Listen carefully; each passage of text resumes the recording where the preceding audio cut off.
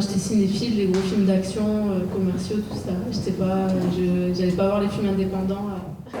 Bienvenue au Cinémed. Afsia Herzi, invitée d'honneur de cette 43e édition. Elle vient d'animer une masterclass ici au Quorum. Nous l'avons reçue sur notre plateau pour parler de son dernier film. Mais avant ça, rencontre avec une autre cinéaste, elle catalane, Clara Roquette.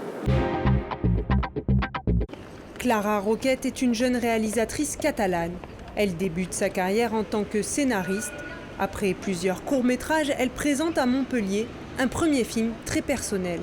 Libertad fait partie des 10 longs-métrages sélectionnés pour l'Antigone d'Or. A veces sentía que había historias que eran muy propias, muy mías, que nadie más quería dirigir y que para que esas historias viesen la luz tenía que dirigir yo.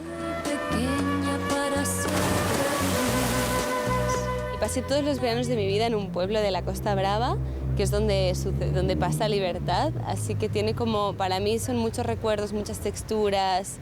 Es como el olor de pinos de la infancia, las rocas, el mar, es como demasiados recuerdos que se agolpan. Son film est le portrait d'une adolescente, Nora, l'été de ses 15 ans. Entre solitude et manque de communication avec sa mère, Nora va se lier d'amitié avec Libertad.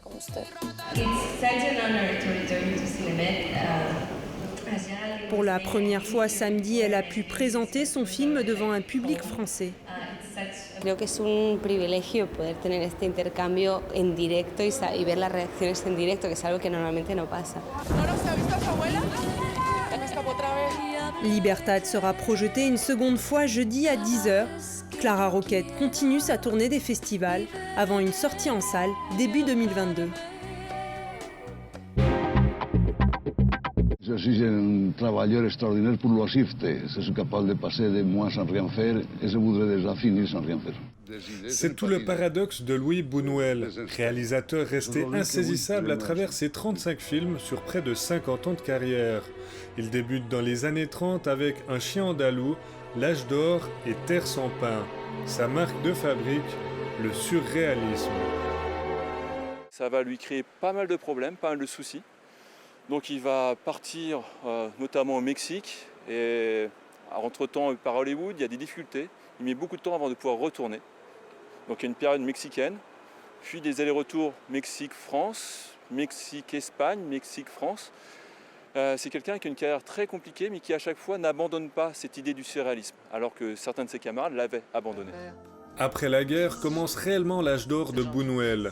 Belle de jour remporte le Lion d'or, Viridiana la Palme d'or et Le charme discret de la bourgeoisie, l'Oscar du meilleur film étranger. Une vision du monde différente, un cinéma empreint de révolte, toute une philosophie partagée par le Cinémed. Le festival est toujours à la recherche de choses de cet ordre-là. Dans les films récents qu'on passe, il y a cette recherche de fibre qui est pour la libération des gens et des peuples. Séance de rattrapage au Cinémed où tous les plus grands classiques de Buñuel, comme La Voie lactée, seront diffusés durant le festival. Provoquant? Oui, car c'est un film de Luis Buñuel. Afsia Herzi est une actrice et réalisatrice française. Elle a été révélée par son rôle dans le film La graine et le mulet d'Abdelatif Kechiche, qui lui a valu le César du meilleur espoir féminin. En 2019, elle réalise son premier film, Tu mérites un amour. Elle est avec nous aujourd'hui pour nous présenter son deuxième long métrage, Bonne mère. Bonjour Afsia Herzi. Cette année, le Cinémed vous rend hommage. Ça vous fait quoi de revenir à chaque fois ici? Beaucoup d'émotions, je suis très contente de revenir. J'ai présenté pas mal de films ici dans ce beau festival, donc je suis très fière. Franchement, j'en garde de très très beaux souvenirs. Maintenant, vous présentez votre second long métrage. C'est quoi la grosse différence? Bonne mère, ça a été mon scénario de premier long métrage. Ça devait être mon premier long métrage à la base. Donc une grande fierté, beaucoup d'émotions. C'est un projet, pas que Tu mérites un amour ne me tenait pas à cœur, mais vu que je l'ai fait comme ça un petit peu sans trop y croire, j'étais moins attachée, quoi. Ça a été plus de la surprise. Et Bonne mère, c'est vraiment quelque chose que je porte depuis très très longtemps. Bonne mère, ça se passe dans les quartiers nord de Marseille. C'est des quartiers dans lesquels vous avez grandi, vous avez passé votre enfance. Aujourd'hui, cette cité, c'est une des cités les plus dangereuses d'Europe. Vous avez une quête de réalisme. Je ne voulais pas tricher, aller tourner ailleurs. On m'a proposé de tourner ailleurs, notamment du côté de Sète. pour faire croire que c'est les quartiers nord.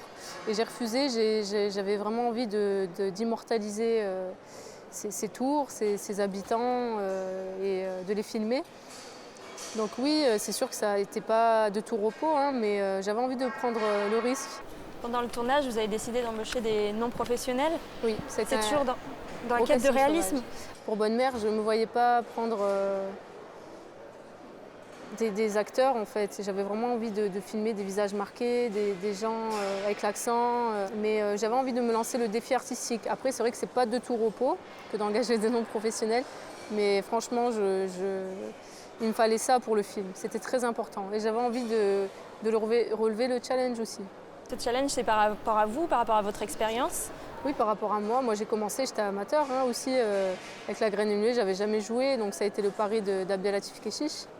Moi, ce qui m'a donné envie de réaliser, c'est Marseille, les quartiers nord, où j'ai grandi, ces habitants qui ont été de grandes sources d'inspiration. Et je savais qu'il y avait beaucoup de talents là-bas. Et voilà, c'est des talents à qui on ne tend pas forcément la main. Donc je savais qu'avec du travail, voilà, je pouvais avoir vraiment des acteurs formidables. Merci beaucoup d'avoir été avec nous. Merci à vous.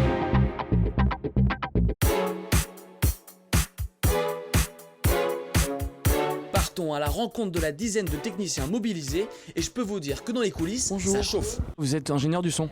Oui, sûrement. Vous pouvez montrer un peu comment ça fonctionne à l'intérieur? Alors là, on est dans les coulisses de la séance. Et alors là, on voit plein de boutons sur votre tablette. Alors si on appuie sur le mauvais bouton, qu'est-ce qui peut se passer? Normalement, rien. Là, vous faites quoi pendant les séances? Vous regardez le film ou vous lisez? Tout dépend des films. Donc là en l'occurrence, je suis en train de lire le programme pour voir ce qui suivait. Ah, vous préparez votre week-end là? Voilà, c'est ça.